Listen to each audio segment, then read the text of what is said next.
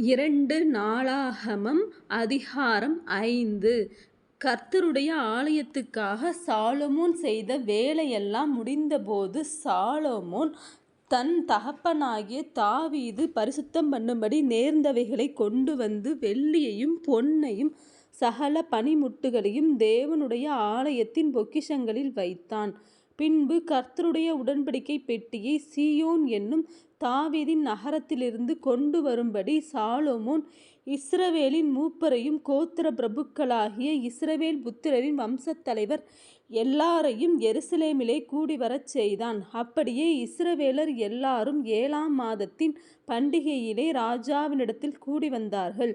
இஸ்ரவேலின் மூப்பர் எல்லாரும் வந்த பின்பு லேவியர் பெட்டியை எடுத்து பெட்டியையும் ஆசரிப்பு கூடாரத்தையும் கூடாரத்தில் இருக்கிற பரிசுத்த பணிமுட்டுகளையும் கொண்டு வந்தார்கள். அவைகளை கொண்டு வந்தவர்கள் லேவியரான ஆசாரியரே. ராஜாவாகிய சாலொமோனும் அவனோடே கூடின இஸ்ரவேல் சபையார் அனைவரும் பெட்டிக்கு முன்பாக எண்ணிக்கைக்கும் தொகைக்கும் அடங்காத ஏராளமான ஆடு மாடுகளை பலியிட்டார்கள். அப்படியே ஆசாரியர் கர்த்தருடைய பெட்டியை ஆலயத்தின் சன்னதியாகிய மகா பரிசுத்தமான ஸ்தலத்திலே கேருபீன்களுடைய செட்டைகளுக்கு கீழாக கொண்டு வந்து வைத்தார்கள். கேருபீன்கள் பெட்டி இருக்கும் ஸ்தானத்தின் மேல் தங்கள் 2 செட்டைகளை விரித்து உயர இருந்து பெட்டியையும் அதன் தண்டுகளையும் மூடிக்கொண்டிருந்தது. பெட்டியில் இருக்கிற தண்டுகளின் முனைகள் சன்னதி ஸ்தானத்திற்கு முன்னே காணப்படத்தக்கதாய் அந்த தண்டுகளை இழுத்தார்கள். புறம்பே அவைகள் காணப்படவில்லை. அது இந்நாள் வரைக்கும் அங்கே இருக்கிறது.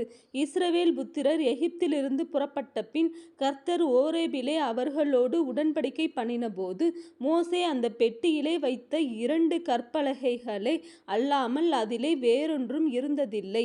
வகுப்புகளின் முறைகளை பாராமல் ஆசாரியர் எல்லாரும் தங்களை பரிசுத்தம் பண்ணிக்கொண்டார்கள். ஆசாப், ஏமான், எதுத்தூனுடைய கூட்டத்தாரும் அவர்களுடைய குமாரர் சகோதரருடைய கூட்டத்தாருமாகிய பாடகரான லேவியர் அனைவரும் மெல்லிய புடவைகளை தரித்து கைத்தாளங்களையும் தம்புருகளையும் சுரமண்டலங்களையும் பிடித்து பலிபீடத்திற்கு கிழக்கே நின்றார்கள். அவர்களோடும் கூட பூரிகைகளை ஊதுகிற ஆசாரியர்கள் 120 பேர் நின்றார்கள். அவர்கள் ஒருமிக்க பூரிகைகளை ஊதி ஏக சத்தமாய் கர்த்தரை துதித்து சோஸ்தரித்து பாடினார்கள்.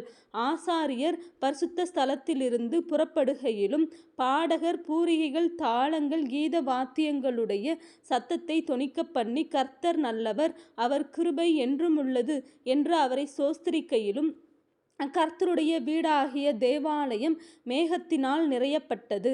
அந்த மேகத்தின் மித்தம் ஆசாரியர்கள் ஊழியஞ்செய்து நிற்கக்கூடாமற் போயிற்று. கர்த்தருடைய மகிமை தேவனுடைய ஆலயத்தை நிரப்பிற்று.